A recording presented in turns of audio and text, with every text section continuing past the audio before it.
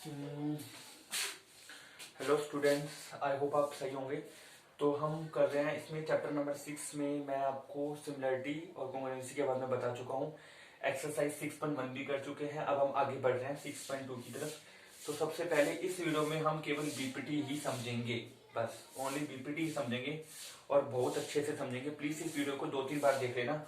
अगर आपने ये बीपीटी, जिसको थेल्स थ्योरम भी बोलते हैं, अगर आपने नहीं सीखी तो आगे की क्वेश्चन तो आप कर ही नहीं पाओगे, बिल्कुल भी 6.2 भी नहीं कर पाओगे।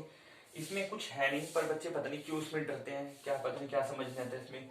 मैं आपको बिल्कुल सिंपल और इजी लैंग्वेज में बताऊंगा कि क्या होती है बीपीटी और उसको इसका क्या मतलब होता है, और उसके बाद फिर इसका एक क्वेश्चन भी करेंगे। ठीक है, पहले समझेंगे फिर क्वेश्चन करेंगे।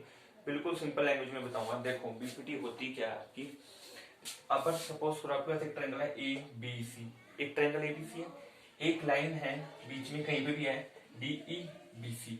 अगर मैं बोल रहा हूं, अगर मेरे को ये गिवन है कि भाई D E parallel to B C है, हो सकता है ऐसे भी हो सकता है कि पैरेलल ना हो, ऐसे भी तो हो सकता है। ये जैसे मैंने ये बनाया और ये ऐसे बना दी, टेढ़ी बना दी, ये भी हो सकता है और ये भी हो सकता है। ये दो ही चीजें तो होंगी, या तो ये लाइन इसके पैरेलल होएगी या ये लाइन इसके पैरेलल नहीं होएगी। ठीक है, अगर ये लाइन इसके पैरेलल हुई, D E parallel to B C हो गया, अगर ये line D E parallel to B C हो गया तो हम क्या बोलेंगे? अगर ये हो गया, इफ ये अगर हो गया D E parallel to B C, तब हम बोलेंगे A D by D B is equal to A E by E C. बस ये है इसके अंदर। इसका प्रूफ मैंने कराया हुआ है, लिंक मैं डिस्क्रिप्शन में दे दूंगा, तो वहां से इसका प्रूफ देख सकते हो आप। बड़े ध्यान से सुनो।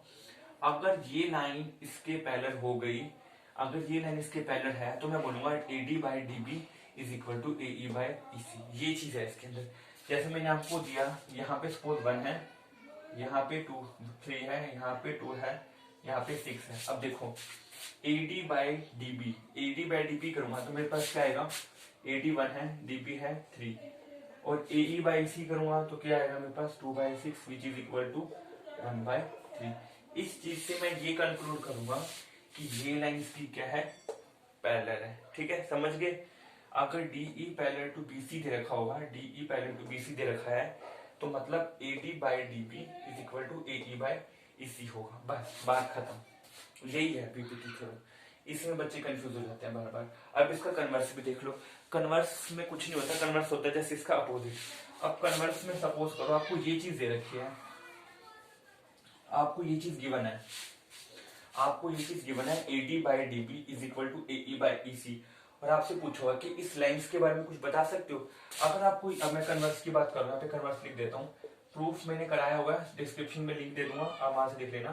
तो ये मैं बोलूंगा कि D E parallel to B C, ये है इसका कन्वर्स। कन्वर्स में ये चीज दे रखी होगी और हमें ये चीज प्रूफ करना है, और बीपीटी में ये चीज दे रखी होती है और हमें ये चीज प्रूफ करनी होती है। तो ये बिल्कुल इजी सी चीज है, बस आपको इसी चीज का क्या रखना है, ध्यान रखना है। सो आई होप ये चीज क्लियर हो गई होगी। तो ये ही बीपीटी है। अगर आपको कोई डाउट हो तो मुझे नीचे कमेंट में बता देना। ठीक है, एक चीज और देख लेते हैं इसके साथ साथ। ये अच्छा, मैं ऐसा बोल सकता हूँ क्या? I write this A D by, मैं क्या करूँ, A D by A B लिख सकता हूँ क्या? एक बार चेक करके देखते हैं। और इधर क्या किया मैंने, ए ई बाई ए सी लिख दिया। पता है मैंने क्या किया? मैंने क्या किया, इस ए डी के बारे में पूरा कर दिया, इस ए ई के बारे में पूरा कर दिया। चलो चेक करके देखते हैं कि इक्वल आ रहा है नहीं आ रहा है। देखो ए डी क्या आपका 1, ए बी कितना होगा आपका 4, चलो ठीक है 1/4 आ गया। इधर चेक करते हैं, ए ई कितना है आपका 2 है, और ए सी कितना है, ए सी आपका पूरा कितना हो गया, 6 + 2 8 हो गया। तो ये भी 1/4 आ गया। मतलब कि ये भी चीज क्या हो गया आपकी, ये भी चीज क्या हो गया आपकी, ट्रू हो गया।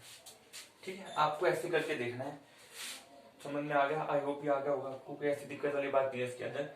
मैंने जस्ट ये चेक करके देखा है कि ये भी हो सकता है, नहीं हो सकता है, ये भी हो सकता है। अगर मेरी बीपीटी सेटिस्फाई करेगी तो मेरी ये वाली प्रॉपर्टी भी क्या होगी, सेटिस्फाई करेगी। देखो बीपीटी में उसमें क्या था, A D by D B A E by E C, ये बाय ये बाय ये। अब मैंने क्या किया, इस ए डी के बारे में पूरा ए बी ले लिया और इस ए ई के बारे में पूरा ए सी ले लिया। तो ये चेंज था इसके अंदर।